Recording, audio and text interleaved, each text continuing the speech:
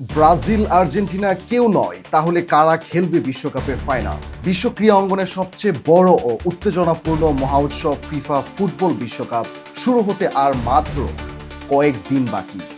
মাঠের লড়াই শুরুর আগেই ফুটবল প্রেমীদের মনে ঘুরপাক খাচ্ছে একটাই প্রশ্ন: কোন দল উঠবে বিশ্বকাপের ফাইনালে এবং শেষ পর্যন্ত কে জিতবে শিরোপা?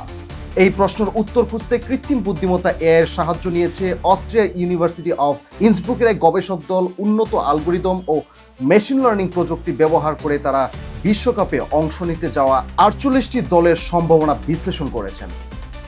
গবেষকদের কৃত্রিম বুদ্ধিমত্তা নির্ভর গাণিতিক হিসাব অনুযায়ী এবারের বিশ্বকাপ জয়ের সবচেয়ে বড় দাবিদার স্পেন।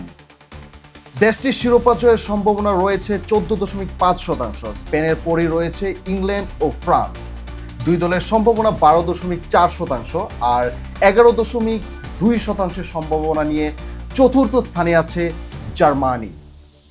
এআই বিশ্লেষণ অনুযায়ী ফাইনালে ওঠার দৌড়ে সবচেয়ে এগিয়ে রয়েছে ইউরোপের এই পরাশক্তিগুলো, অর্থাৎ আলোচিত পূর্বাভাসে ব্রাজিল এবং আর্জেন্টিনা ফাইনালে সবচেয়ে সম্ভাব্য দল হিসেবে নেই।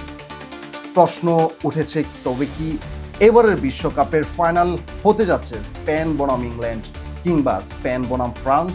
গবেষক দলটির পূর্বাভাস এর আগেও বেশ কয়েকবার বাস্তব ফলাফলের সঙ্গে মিলেছে, তবে পূর্ববর্তী মডেল 2010 বিশ্বকাপ, 2012 ইউরো চ্যাম্পিয়নশিপ এবং 2019 নারী বিশ্বকাপে সফলভাবে পূর্বাভাস দিতে সক্ষম হয়েছিল। গবেষকদের তথ্য মতে এই বিশ্লেষণ দলগুলোর সাম্প্রতিক আন্তর্জাতিক পারফরমেন্স, খেলোয়াড়দের ব্যক্তিগত রেটিং এবং ক্লাব জাতীয় দলের ম্যাচের অবদান, বাজার মূল্য সহ ভিন্ন গুরুত্বপূর্ণ তথ্য সংগ্রহ করে উন্নত মেশিন লার্নিং অ্যালগরিদমের মাধ্যমে মূল্যায়ন করা হয়েছে।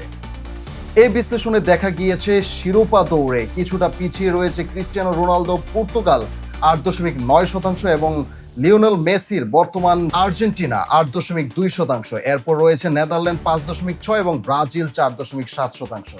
তাই এর হিসেবে যদি সত্যি হয়, তাহলে এবারের বিশ্বকাপ ফুটবল বিশ্ব হয়তো দেখা যাচ্ছে এক নতুন ফাইনাল, যেখানে ব্রাজিল বা আর্জেন্টিনার বদলে লড়াই হবে ইউরোপের আরেক পরাশক্তিগুলো।